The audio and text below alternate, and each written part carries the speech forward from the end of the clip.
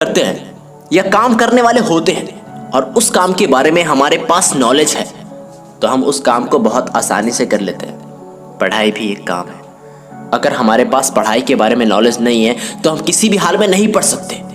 आप कितना भी कोशिश कर लोगे नहीं पढ़ पाओगे।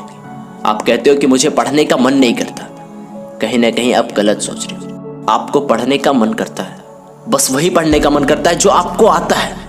जो आपको समझ नहीं आता है वो आपके लिए पढ़ना बहुत मुश्किल है। पहले आपको समझना होगा फिर पढ़ोगे और यही सबसे ज्यादा टफ है। किसी भी स्टूडेंट के लिए ना पढ़ने की सिर्फ दो ही वजह है। पहला, उसे कोई रोक रहा है। हो सकता है वो उसका मोबाइल फोन हो सकता है उसकी गर्लफ्रेंड हो सकता है दोस्त, हो सकता है पबजी हो, वो कुछ भी हो सकता है जो उसे रोक रहा है। और दूसरा है कि जो वो पढ़ने वाला है ना, वो बोरिंग है। वो उसे पढ़ ही नहीं पा रहा है तो पढ़ने का दिल कैसे करेगा। क्या होता है ना कि हम कभी कभी छत पे चढ़ने के लिए सीढ़ियों का इस्तेमाल ना करने के बजाय दीवार से चढ़ने की कोशिश करते हैं और बार बार गिरते हैं, लेकिन फिर भी नहीं चढ़ पाते और बार बार कहते हैं कि मैं छत पे क्यों नहीं चढ़ पा रहा। कभी सोचा है कि तुम पढ़ना तो चाहते हो, वो कैसे पढ़ोगे?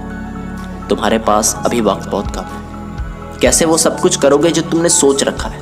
मैं आपको बताता हूँ कि आपको कैसे पढ़ना है। मुझे भी पढ़ने का मन नहीं करता था, लेकिन कुछ टाइम में कैसे पढ़ा और कैसे मुझे पढ़ने का मन करने लगा, ये मैं आपको बताता हूँ। सबसे पहले आपको उन सारे बुक्स को एक जगह पर रखने हैं जो आपको पढ़नी है, और उसमें से कुछ ऐसे बुक्स को चूज करनी है जो आपको आता है, जो आपको बहुत अच्छी तरीके से आता है, जिसे आप पढ़ने के लिए बैठो ना तो बहुत मजा है, पढ़ने का मन करे।